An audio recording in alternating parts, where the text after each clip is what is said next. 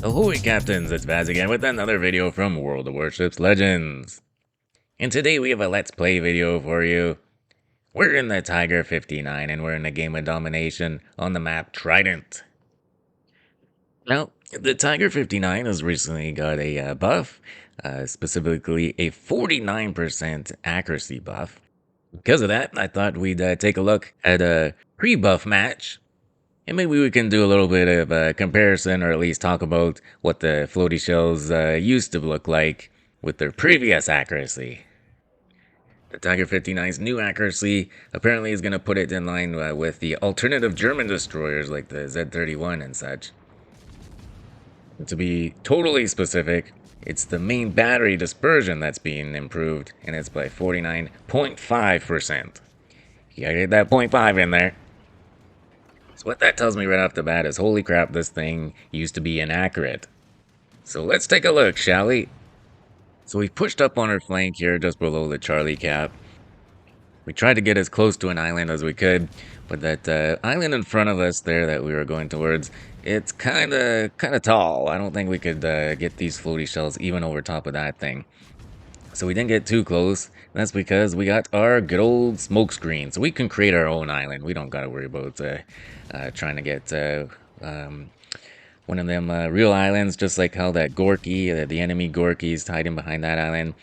He can't really get his shells over top of that island, but we can't hit him. So, I don't know, that's kind of a waste in my opinion. At least in our current situation, we can get some shells on this California. But notice how we keep moving in our smoke screen. We're not standing still. We're looking out for blind fires, and we're looking out for enemy torps. And if we would have stayed at the beginning, or I guess at the top of our smoke screen, or whatever you want to call it, we would have got hit with at least a couple of torps there. And this thing don't got enough HP to take a couple of torps. So, keep on moving in your smoke screen, folks. Smoke screens can be torpedo magnets, so you never know, right? No, I don't know, but when I'm looking back at this replay, I kind of feel like I wish I did move up a little closer, just because maybe I forgot, or maybe I just didn't think I would need it. But the radar on the Tiger 59, it goes to 8.5 kilometers. And when I did see the enemy destroyer up on the mini map, he was spotted by the carrier, but he wasn't spotted for the team. And I did try to get him up on our radar, but we were too far away. So I kind of wonder if it would have helped a little bit had I been a little bit closer in. But, who knows? But at this point in the match, as you can see, it didn't matter. Things are not going well for our team, and they're only going to get worse from here. We've already lost 3 ships, and the enemy team's at full strength.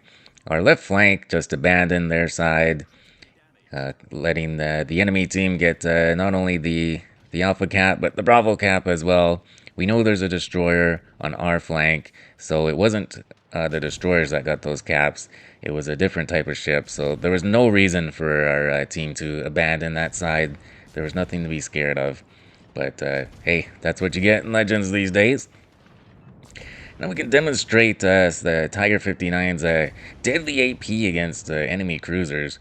And holy smokes, we made short work of that Gorky, didn't we? 3 citadels and our first kill of the match. Now we're going to make use of our radar, and we're actually going to get the Hatsahara up on our radar. And we have a very good demonstration, or maybe a very poor demonstration, of how bad the accuracy of these guns are. Holy shitballs. Yuck. Now, a lot of people don't like the Tiger 59 because it only has those 2 turrets. It doesn't have torps. What else doesn't it have? It doesn't have a lot of things. It doesn't even have secondaries. But it doesn't mean that it's a bad ship. No, there is a difference between not liking a ship and a ship that's just not good. You saw us take a real quick check at our smoke firing penalty there, because that Fuso and the rest of that flank are pushing in now, and he's definitely right in our grill. We got something to think about now. We deployed our next smoke screen just in the nick of time, And so we are trying to contest this cap. I know it's a little bit futile, but we're going to try and make a comeback here. We're going to try. This California's limping. He's kind of an enticing target. If only we had a couple more guns on the front there, maybe two turrets on the front, we could have finished him off. And that ends up being our Kraken fail right there, not being able to finish him off. Looked like one more shell would have done it. That piss poor accuracy didn't help either. Now we got the Tulum behind us here, so we are stuck between a rock and a hard place. Now that our original left flank there has completely abandoned their side. The enemy's got us in the perfect crossfire. But surprisingly, the Tiger 59 has a 25 millimeter bow and stern for that matter. So actually, neither the Tulun or the Fuso can overmatch us. But there's no point in just sitting here, so we're just gonna say screw it. We're gonna try to go down swinging. There's nowhere to run, really, so we're just gonna charge at this Fuso and hope that our friendly destroyer can get him with some torps. And hey, oh, look at that! We got a broadside Leander. Let's see what these nasty AP shells can do against a little lightly armored cruiser. We start citadeling the bejesus out of him, and we're missing him. And the shells are going all over the map except the ship, but we are getting a couple citadels. Bloody hell, these shells are inaccurate. Look at them. They're going all over the place. They're going all over the shop like a bloody shotgun. There was a good salvo with three citadels. Down goes the Fuso, so thank you to our friendly destroyer. He was the only competent player in our team. And with the last salvo before the Leander disappears, we get our second sinking of the match. And it's time to point out one more mistake we made. We put out a single fire. Not sure what it was from. Maybe the secondaries of the Fuso, or maybe it was the Hatsuharu firing from his smoke. We damage conned it, and that left us open to only having one gun. So we had to fire with our rear turret, which is a good segue into some of the strengths of the Tiger 59, as we also take a torp before we kill that Hatsuharu for our third kill. Holy crap, there's lots going on now. Firing at the Tulun here. But the firing angles of the Tiger 59 are really good, especially when you're facing forwards. I find that you can take a pretty good angle. You don't got to be a flat broadside or anything. More usefulness from our friendly destroyer as he gets within our fully packed range, and all our consumables come back. So we get our super heal, which the Tiger 59 has. It's not like one of those mega super heals that the British battleships have, like Monarch and whatnot. But it's a very good heal for a cruiser. We got back a whole lot of HP from that. We were down to 800 at one point there. Now with that heal, we're up over 12,000. So this boat does have some strengths. You just gotta look for them. It's got the good firing angles. It's got quick firing guns. It's got quick rotating turrets. It's got the smoke radar combo. You know, the best combo in the game.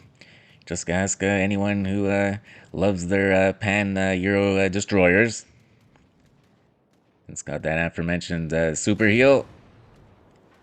And as the carrier is coming to bear down on us, you can also mention that its AA is pretty decent, especially for the tier. Alright, so now here we are. We're going to really give you an idea of what kind of dispersion and floaty shells the Tiger 59 has, and the difficulties that it has, trying to hit its targets. Now, full disclosure, I did pause the video just before this engagement here, and I had a couple of matches in the Tiger 59, the buffed Tiger 59, and the dispersion and the accuracy is definitely noticeably better. I don't think it's going to change how you play the ship exactly, but maybe you'll play it a bit more because of the accuracy improvements. But you can see here we're having a lot of trouble hitting a kiting cruiser. That's one of the things that a lot of people don't like about the Tiger 59 is in one-on-one engagements. It does struggle. You do need some help in this ship if you do want to take out other enemies quickly. We got the Confederate medal there, so that's pretty good. But our carrier goes down, and we get smacked by the enemy carrier, and this match is about all wrapped up. So let's take this opportunity to put our commander up on the screen. So at the time, we were using good old Bruce Fraser. Probably one of the commanders I've used most in this game. He's inspired by the usual Mbeli and Makala. Don't want to mess up our other builds. We'll talk about that in a second. And the skills we're using for him are unique, or in some cases, the only ones you can choose. In the first row, we're using Piercer. Then we're using Before It's Too Late, Punch Through, Fixated, and for the legendary skill, Fully Packed. So now we've turned back around and we're headed towards the Ranger. We're going to try and salvage this match and get our Kraken, but we're going to fail. Look at that. Our friendly destroyer, he's got Torpskin going in on the Ranger, and yep, he's gonna steal our thunder, unfortunately. So I wanted to mention that since this match, I have unlocked, or at least I obtained a different commander. I obtained Hot Rod, the Autobot commander. I find that he works slightly better. So what I did was I put a stealth radar build on him because he has a couple skills that